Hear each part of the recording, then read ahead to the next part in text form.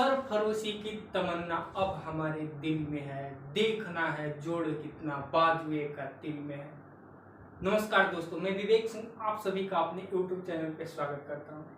मेरे दोस्त, आज हम एक ऐसे काला कानून की बात करेंगे,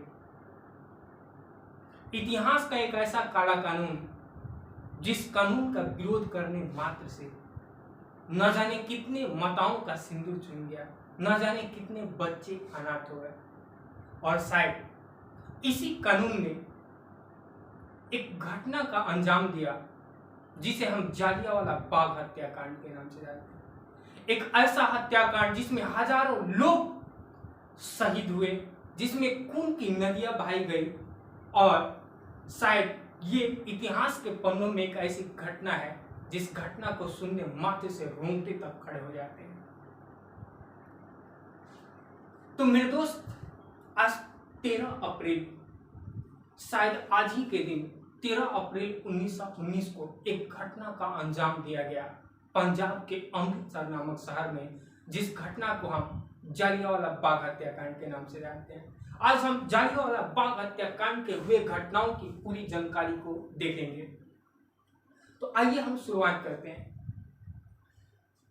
अंग्रेजों द्वारा एक एक्ट लाया गया जिसका नाम रखा गया रॉलेट एक्ट, और ये रॉलेट एक्ट 18 मार्च 1919 को बनाया गया।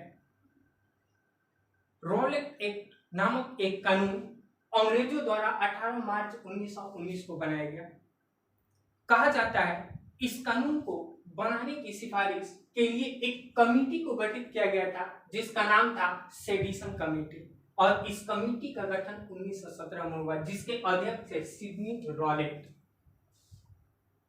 रॉलेट एक्ट कानून को गठित करने के लिए, कानून को बनाने के लिए एक समिति को गठित किया गया जिसका नाम था सेडिशन कमेटी, और सेडिशन कमेटी के अध्यक्ष सिडनी रॉलेट की अध्यक्षता में एक कानून आया जिसका नाम था रॉलेट एक्ट। इस रॉलेट एक्ट कानून को लाने का मुख्य उद्देश्य क्या था? तो रॉलेट एक्ट कानून को लाने का मुख्य उद्देश्य हमारे देश में क्रांतिकारियों के प्रभाव को दमन करना था। हमारे देश में बहुत सारे क्रांतिकारी थे, उनके खूनों में उबाल थी देश को आजादी दिलाने के लिए। शायद इन्हीं क्रांतिकारियों को दमन करने के लिए ये कानून लाया गया। रॉलेट एक्ट एक ऐसा कानून था जिसे महात्मा गांधी ने बिना वकील का, बिना दलील का और बिना अपील का कानून कहा। यानी किसी भी व्यक्ति की गिरफ्तारी कभी भी किसी समय हो सकती है जिसके लिए आप अपील भी नहीं कर सकते। एक ऐसा कानून कहा जाता है। इस कानून का हमारे देश में बहुत ज्यादा विरोध हुआ। इसका विरोध, इस कानून के लागू होने से सबसे बड़ा दुख पहुंचा महात्मा गांधी को, और महात्मा गांधी ने इसका विरोध किया।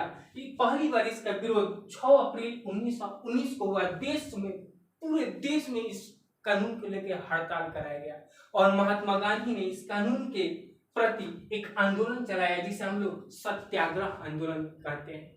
जिसे हम लोग कौन आंदोलन कहते हैं? सत्याग्रह आंदोलन। मेरे दोस्त, आंदोलन बहुत चरम सीमा पे था। आंदोलन बहुत अधिक उग्र हो चुका था, और यही कारण था कि आंदोलन की शुरुआत तो हुई 6 अप्रैल 1919 को, लेकिन 10 अप्रैल 1919 में कांग्रेस के 2 प्रसिद्ध नेता डॉक्टर सत्यपाल और सैफुद्दीन किचलू की गिरफ्तारी हो जाती है।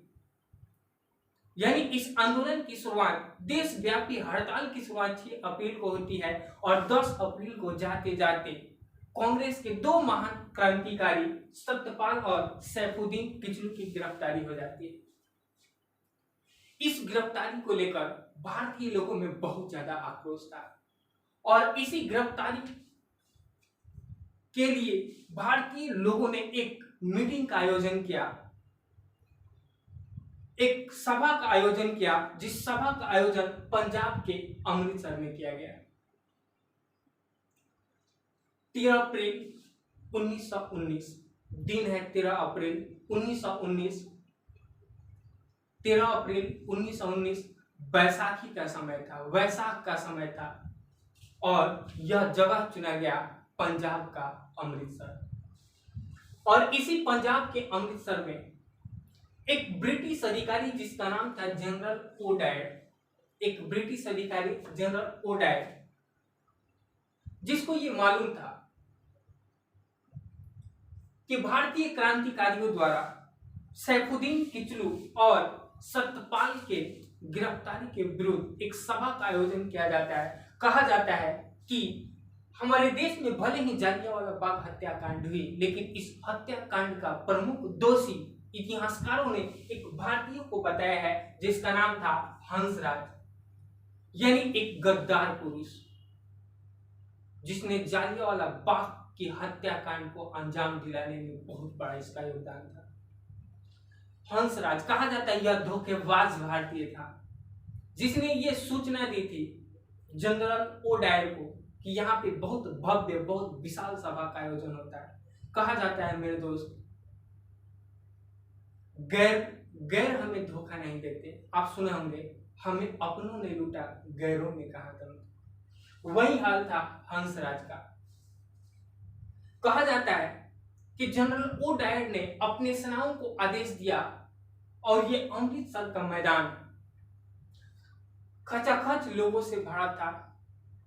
इसमें प्रवेश करने का मात्र एक ही द्वार था और उसी द्वार में अंधाधुंध गोलियां चलाई गई और इस गोलियों के चलाने से न जाने कितने लोगों, हजारों की संख्या में लोगों की मौत हुई थी।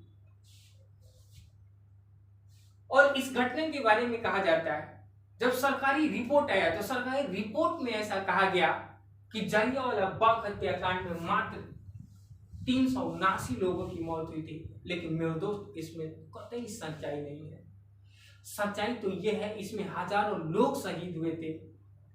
और कहा जाता है जैसे ही जालियांवाला बाग हत्याकांड हुई, इस हत्याकांड के बाद हमारे देश के महान नेताओं ने अपने अपने उपाधियों का त्याग कर दिया, जिनमें सबसे पहला नाम आता है शंकर नायक, जो वायसराय की कार्यकारी परिषद के एक सदस्य हुआ करते थे। इन्होंने अपनी सदस्यता को त्याग दिया।